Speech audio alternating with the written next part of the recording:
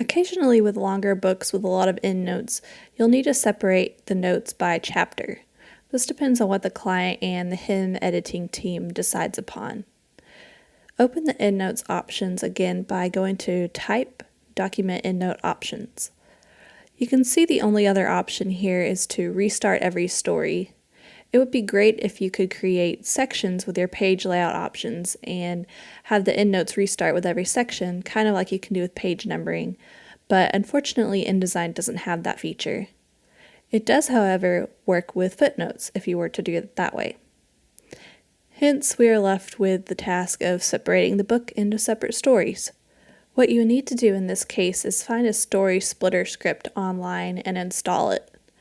I like the free story splitter, which I'll link below. Access your script panel by going to Window, Utilities, and Scripts. Under User, you can see your custom scripts that you've installed. If you need to install a script, you can right-click on User to open the folder in Finder and just drag your script there. So I'm going to go to a chapter and split the story just to show an example. Here's the appendix. With the text frame highlighted, I'm going to double-click to run this script.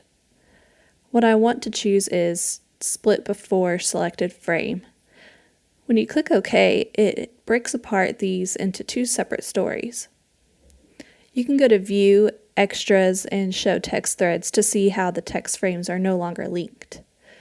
And if you click inside this text box and hit Command A to select all, it highlights everything after this text frame and nothing before. So if you needed to have the endnotes renumber with every chapter, you would go through each chapter and split the story at the start of every chapter, like we just did.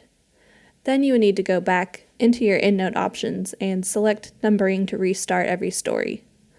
I highly recommend, if your book requires this step, that you wait until the very end to break your book into separate stories.